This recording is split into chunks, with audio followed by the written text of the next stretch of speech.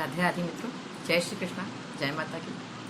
मैं उपमा अपने चैनल पर आप सभी प्रभु भक्तों का हार्दिक स्वागत करती हूँ। आज मैं उपस्थित हुई हूँ आपसे इस विषय में बात करने के लिए कि हम अपने पितरों का तर्पण किन चीज़ों से करें जिससे वो हम पर प्रसन्न हो जाए। तो मैं कुछ बातें आपको बताना चाहती हूँ मित्रों, जिनको यदि हम जल में मिला करके अपने पितरों का तर्पण करते हैं तो हमारे पितर अति प्रसन्न होते हैं, वो नाच उठते हैं और हमें उनका आशीर्वाद प्राप्त होता है। हमारे गरुड़ पुराण में तो वर्णन आता ही आता है कि हमें पितरों का तर्पण हम कैसे करें। इसके अलावा वराह पुराण में, वायु पुराण में भी वर्णन आता है। मैं आपको बताना चाहती हूँ, यदि आप जल में घृत मिला करके अपने पितरों का तर्पण करते हैं, सबसे पहले तो मैं ये बता दूंगा आपको कि जल में दूध और तिल के बिना मिलाए कोई तर्पण स्वीकार नहीं करते हैं पितर। तो जल में दूध और तिल तो हम मिलाएंगे, बाकी चीज़ें जो हम बता रहे हैं वो आप एक्स्ट्रा मिला के उनका तर्पण कर सकते हैं और उसका लाभ प्राप्त कर सकते हैं। तो मित्रों, मैं आपको बताना चाहती हूँ, यदि आप जल में घृत मिला करके अपने पितरों का तर्पण करते हैं तो आपकी आयु में वृद्धि होती है, आप शतायु होते हैं। और यदि आप शहद मिला करके जल में तर्पण करते हैं पितरों का, तो आप जो जप करते हैं, जो मंत्र जाप करते हैं, साधना जो करते हैं, आपका मंत्र सिद्ध हो जाएगा। यदि आप जल में, दूध में या गंगा जल में, इनमें से किसी भी चीज़ में यदि अपना मंत्र जप करके आप मंत्रित करके उस चीज़ को, दूध को या जल को, गंगा जल को आपने किसी रोगी व्यक्ति को पिला दिया तो उसका स्वास्थ्य ठीक हो जाएगा। इतना प्रभाव है। यदि आप दूध से भगवान का पितरों का तर्पण करते हैं तो दूध से तर्पण करने पर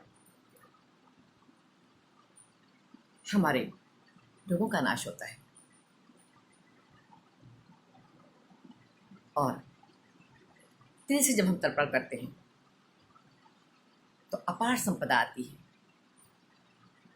हमारे घर में लक्ष्मी का वास होता है, पितर हमारे अति प्रसन्न होते हैं।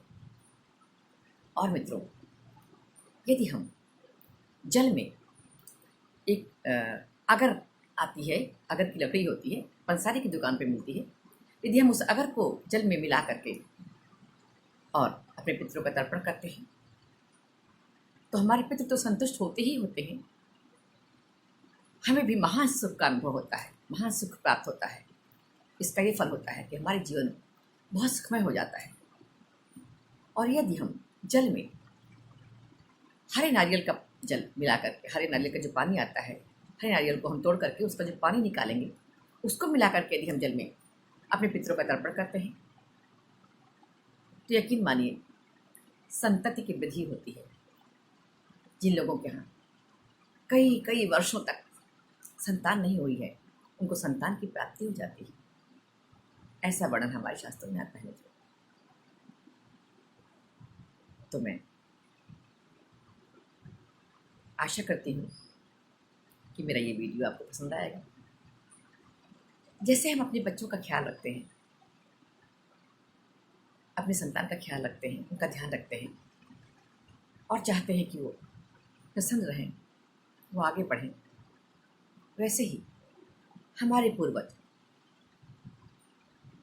जिन्होंने हमें पाल पोस कर बड़ा किया, हमारे जीवन को आगे बढ़ाने में अपना पूरा सहयोग दिया, पूरा योगदान दिया, उनके लिए भी ये 16 दिन समर्पित होकर के उनको सेवा करनी चाहिए, उनको प्रसन्न करने का प्रयास करना चाहिए, ताकि हमको उनका आशीर्वाद प्राप्त हो सके और हम अपने जीवन में सुख प्राप्त कर सकें, शांति प्राप्त कर सकें और उन्नति कर सकें। तो मित्रों, यदि आप मेरे चैनल पे नए हैं या मेरा चैनल पहली बार देख रहे हैं तो आप मेरे चैनल को सब्सक्राइब कर लीजिए, आइकन बेल भी आप दबा दीजिए, ताकि कोई नोटिफिकेशन, मेरे कोई वीडियो आएगा तो आपके पास पहले नोटिफिकेशन उसका पहुंच जाएगा। इन्हीं शब्दों के साथ मैं अपनी वाणी को विराम देती हूँ। जय श्री कृष्णा, राधे राधे, जय माता की मित्र।